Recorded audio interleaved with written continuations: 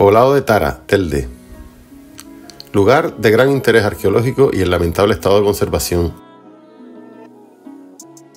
El poblado de Tara fue uno de los núcleos más importantes del Guanartemato de Telde y muy probablemente morada de la realeza de los antiguos canarios.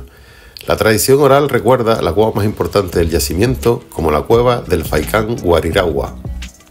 Actualmente se encuentra en propiedad privada y es de las pocas del conjunto que presenta un buen estado de conservación, de tipología muy similar a la cueva de Risco Caído y otra de las más importantes del conjunto conocida por los lugareños como Cueva de los Guaires. En relación a Telde, es una ciudad muy pequeña de 300 fuegos, situada cerca de un río y a poca distancia de dos grandes poblaciones antiguas que en lengua canaria se llaman Tara y Sendro, las cuales afirman los antiguos y también se demuestra así por sus ruinas que eran de grande superficie y llegaban a números de 14.000 casas. Una parte de ellas hecha en lo alto sobre el suelo, pequeñas, redondas y con estrechas calles, eran para los pobres, y otra parte bajo tierra, labradas con suma industria, como se ha dicho en otro lugar, era de los nobles y de los más ricos. Actualmente el yacimiento se encuentra en un pésimo estado de conservación, lleno de basuras, desprendimientos, cuevas apuntaladas e incluso encontramos un vehículo en el interior de una de ellas. La situación del lugar es alarmante y se trata de uno de los lugares más importantes de la época precolonial de Gran Canaria. Nuestra historia se muere. El Tagoror del Gallego, ubicado en Guía de Gran Canaria, es un lugar emblemático y sagrado que refleja la riqueza cultural de los antiguos canarios. Este sitio arqueológico, situado en la cima de la montaña del Gallego, está compuesto por unos asientos esculpidos en piedra que habrían servido como espacio de reunión y toma de decisiones por los indígenas de la zona. Aquí se vivieron momentos históricos de gran significado, donde las comunidades se unían para discutir temas importantes y fortalecer sus lazos. Mugaretes del Clavo. Este yacimiento se localiza a escasos 2 kilómetros del conjunto del Agujero. El elemento más singular del conjunto de los Mugaretes del Clavo es una edificación de grandes dimensiones conformada por muros de piedra seca, gradas y un muro que debió delimitar total o parcialmente el perímetro de esta construcción. Según la tradición, los Mugaretes del Clavo correspondería al espacio donde administraban justicia y celebraban juegos y asambleas los antiguos canarios. Junto a esta construcción se identifican restos de viviendas que, con similares técnicas constructivas, constituyen buenos ejemplos de enclaves domésticos. En 1987 se contabilizaron 6 construcciones domésticas y una funeraria en este lugar. Muy cerca del anterior conjunto encontramos la cueva denominada Cueva Pintada de la Furnia. La Cueva Pintada de la Furnia en Gáldar fue explorada en 1934 por José Naranjo, quien encontró diversos materiales ahora resguardados en el Museo Canario.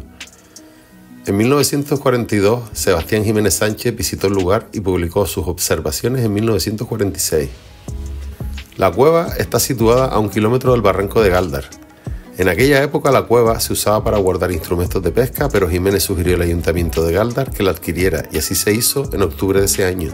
Jiménez notó que la entrada contaba con una plazoleta y un silo, y en el suelo observó hoyos circulares donde, según él, podrían haber habido troncos usados con junco y palma para dividir el espacio en alcobas o cuartos.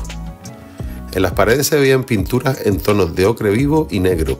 En la cámara principal se observan 17 cazoletas circulares en el suelo, 2 huecos más amplios en las esquinas y 2 canales. Cerca de la boca de la cueva hay 4 ranuras enfrentadas en las paredes, con las interiores más grandes que las exteriores.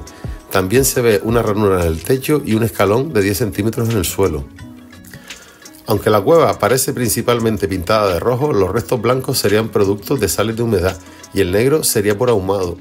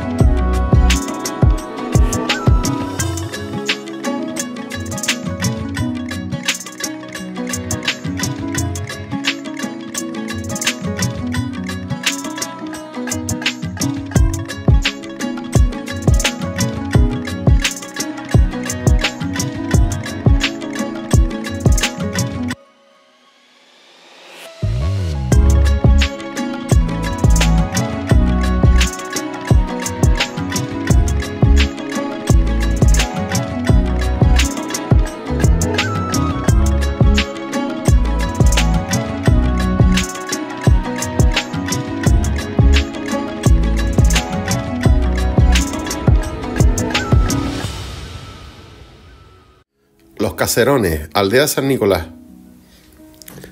En el margen derecho del barranco de la aldea se localizan varias casas cruciformes y algunos túmulos que constituyen los restos visibles de lo que fue uno de los poblados de mayor envergadura de toda la isla. Esto no ha sido impedimento para que durante décadas el poblado indígena fuera objeto de un deterioro sistemático debido a la duración agrícola de los terrenos en que se asentaba el poblado y la reutilización de sus piedras para hacer nuevos muros, provocando una alteración considerable.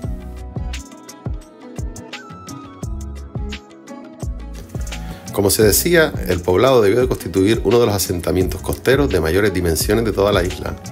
La densidad de casas debió ser bastante elevada, lo que lleva a considerar la existencia de al menos un cierto entramado que organizara o distribuyera los diferentes ámbitos que integraban el poblado. Entre estos coros aparece uno más notable que llaman los naturales la iglesia y consiste en dos coros reunidos y precediendo a sus entradas una gran cerca con su entrada mirando al mar. En él no solo hay constancia de recintos habitacionales, sino también de otras construcciones como la descrita por Grau Bassa. La mayor parte de las casas muestra una planta circular u oval en el exterior, mientras que la morfología interior más frecuente es la cruciforme. A este poblado, como sucede en otros conjuntos, se asocia una zona de necrópolis. En los años 80 se llevó a cabo una serie de excavaciones arqueológicas en dos construcciones tumulares en este complejo, el propiamente dicho Los Caserones y Lomo Los Caserones. Dichos trabajos pusieron de manifiesto diversos depósitos primarios de gran interés y que aportaban nuevos puntos de vista en torno a las prácticas funerarias precoloniales de la isla. A tal efecto, en dichos túmulos pudo comprobarse la reiteración de ciertas pautas en lo que la ordenación del espacio sepulcral se refiere.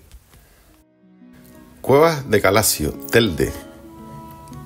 Topónimo con el que se conocen unas cuevas indígenas ubicadas en el lomo homónimo situado al margen septentrional del barranco de Silva, con muchos vestigios indígenas, aproximadamente entre el cortijo de Doña Juana y el cortijo de Pichón, al poniente del complejo arqueológico de la Montaña Bermeja, donde se encuentra el yacimiento de Cuatro Puertas.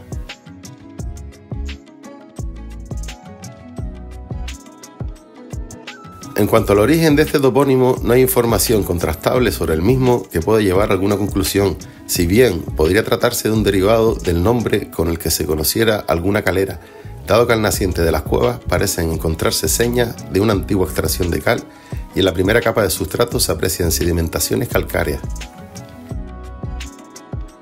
Actualmente su estado de conservación es totalmente lamentable.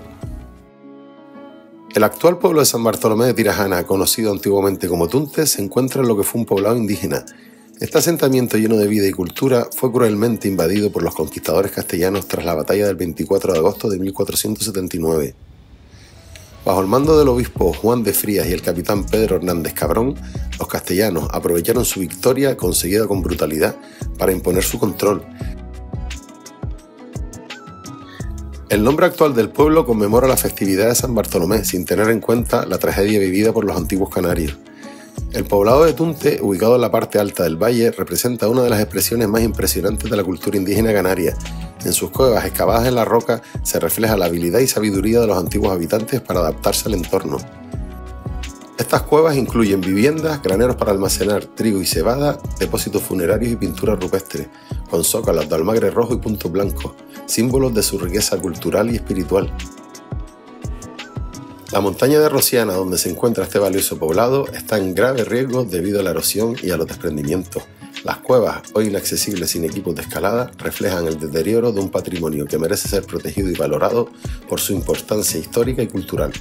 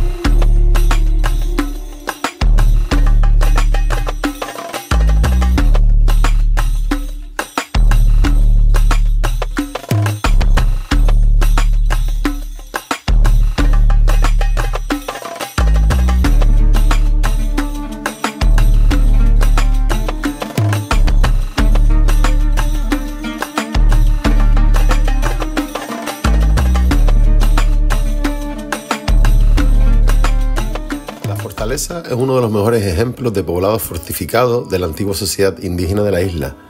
Su lado oriental alberga numerosas cuevas naturales y artificiales, cada una adaptada para distintos usos, como cuevas viviendas, almacenes de alimentos y espacios para entierro. Este enclave fue testigo de la resistencia más feroz durante la invasión castellana en el siglo XV. En 1485, en Gran Canaria, solo quedaban unas pocas fortificaciones para proteger la isla de los conquistadores europeos. La fortaleza, un conjunto de cuevas situadas en un escarpado peñasco del barranco de Tirajana, fue una de estas defensas. Allí, los indígenas resistieron valientemente el asedio de las tropas de Pedro de Vera. Tradicionalmente se considera el 29 de abril de 1483 como el final de la conquista de Gran Canaria, aunque la incorporación oficial a la corona de Castilla se produjo el 20 de enero de 1487. Este conjunto fue declarado bien de interés cultural y está formado por 3 roques importantes. La Fortaleza Grande, organizada en varios niveles conectados por pasos y caminos, incluyendo un túnel que comunica ambas laderas del poblado. La Fortaleza Chica y Titana. La Fortaleza Grande es la más destacada, con una red de accesos que muestran el ingenio y la fortaleza de la antigua sociedad indígena canaria. En 2008 descubren un granero indígena en Guía que aporta nuevas tesis sobre el cenobio. Actualmente sigue totalmente abandonado. El lugar está formado por 2 cuevas interconectadas con silos y distintas habitaciones interiores. La mano reciente del hombre pone en peligro este lugar que puede despejar dudas científicas. La Asociación de Paca, que asegura que no existe constancia documental del lugar, pide a las administraciones medidas para su mejor conservación ante la acumulación de basura y la intervención reciente del hombre. La aparición de este granero colectivo precolonial en un lugar más próximo a Galdar, entonces sede del Buenartemato y metrópolis de la isla, plantea nuevas hipótesis sobre el cenobio de Valerón. El dirigente de la Asociación de Paca, Jesús Cantero, considera que este es uno de los descubrimientos más significativos de los últimos años y del que no se tiene constancia documental, al menos que haya sido publicada. Por eso insta a iniciar una investigación para desvelar nuevos secretos de la vida indígena de la isla. El granero colectivo, situado en un lugar que no se quiere detallar para evitar la presencia de curiosos, está formado por 2 cuevas entrelazadas, aunque en estos momentos solo es transitable entre ambas a través de una escalera de madera que sortea el gran desnivel. En su interior se observan numerosos habitáculos, algunos de los cuales pueden haber sido labrados de forma reciente por sus dueños. Jesús Cantero está convencido del origen precolonial de este espacio, por su similitud con el principal referente indígena que cumplía con la misma función de depósito de los excedentes de cultivo, como es el cenobio de Valerón, también en Guía. El mundo de los graneros colectivos está aún por descubrir, y este descubrimiento puede aportar nueva información a todas las teorías que se han dado. De ahí que pide una inmediata intervención del Cabildo y del Ayuntamiento de Guía para fijar una serie de medidas de protección que permitan su conservación en las mejores condiciones posibles. Habría que hacer un estudio científico porque pueden aparecer nuevas cosas y porque supondrá avanzar la interpretación también del cenobio de Valerón e incluso, yendo más lejos, su posible acondicionamiento como lugar de visita. El acceso a las cuevas estaba cerrado por puertas de madera y muros que trataban de mantener la privacidad del lugar. Tienen entre 15 y 20 metros de profundidad y un extenso ancho, entrelazados por arcos y distintas cámaras interiores. En el techo se observan nichos similares a los del cenobio, aunque este vestigio está amenazado por la basura, los excrementos de paloma y la mano reciente del hombre. Actualmente sigue totalmente abandonado.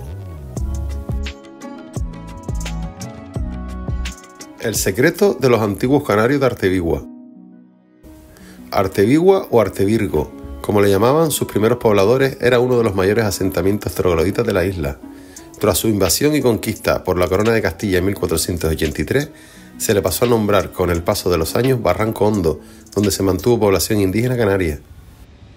Casi despoblado en la actualidad, esta rica área de acuíferos a las faldas del macizo de Tamadaba fue ocupada hasta mediados del siglo XX.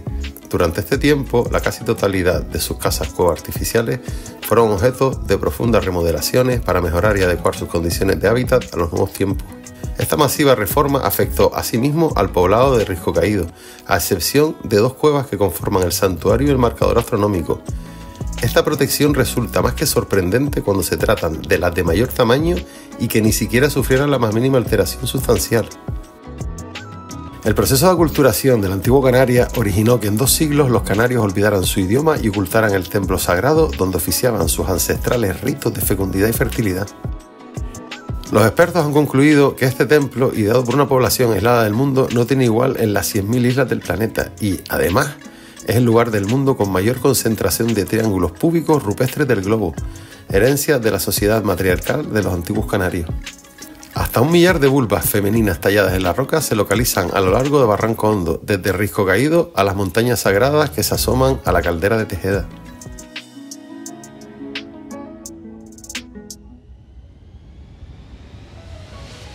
Cuevas de Jerez, Telde, Gran Canaria. Topónimo con el que se conoce un amplio territorio rural situado en el margen septentrional del Barranco de Silva, entre las medianías y la Cuesa, dando nombre al lugar, a la Cruz de Jerez y al lomo de las Cuevas de Jerez.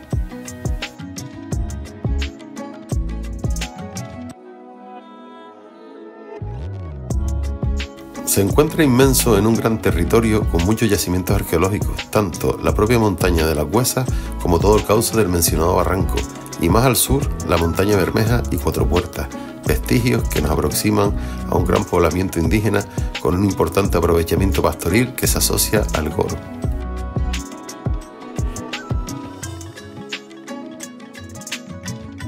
Nos sorprende, por tanto, que encontremos las Cuevas de Jerez, un yacimiento que, según la propia ficha arqueológica, es un grupo de cuevas artificiales dispuestos en 3 niveles superpuestos, más otros grupos de cuevas naturales y artificiales, y el almogarén de la plataforma lábica con canales y cazoletas situados frente a las cuevas.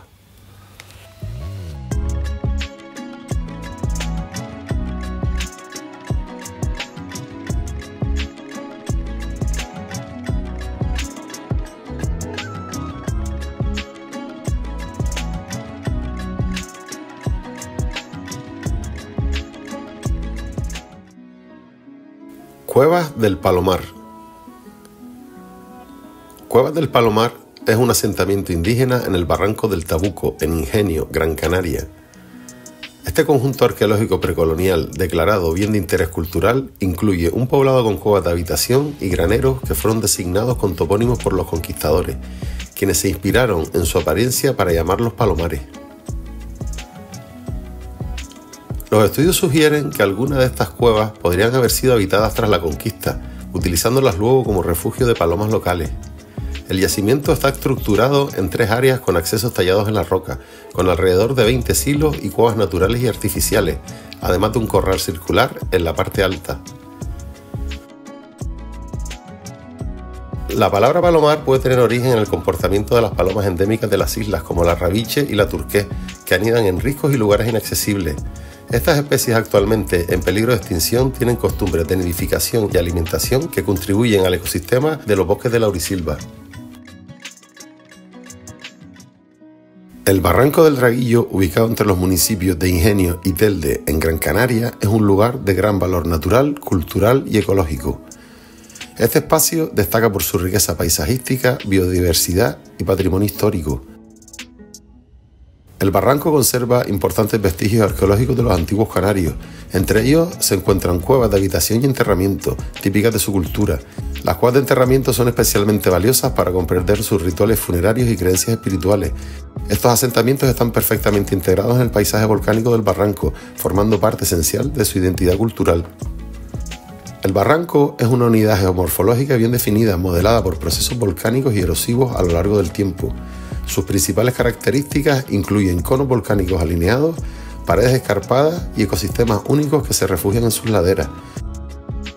El Barranco del Draguillo no solo es un espacio de interés natural, sino también un punto de referencia para estudiar la interacción entre los seres humanos y el medio ambiente en la época precolonial. El barranco alberga una notable diversidad de flora, con numerosos endemismos canarios y macaronésicos. La vegetación dominante corresponde al bosque termófilo, adaptado a soportar altas temperaturas. Entre las especies presentes se encuentra la tabaiba amarga, la vinagrera, el tajinaste, el verode y la ulaga. En las partes más bajas se encuentran formaciones de cardonales y tabaibales, con ejemplares bien conservados de Euphorbia balsamífera. En la cabecera del barranco destaca una formación de acebuchal palmeral que agrega un valor botánico adicional. Llegar a Cusa Seca es retrotraerse en el tiempo e imaginar una Gran Canaria virgen e inexplorada y tener una de las mejores vistas, si no la mejor, del Roque Ventaiga.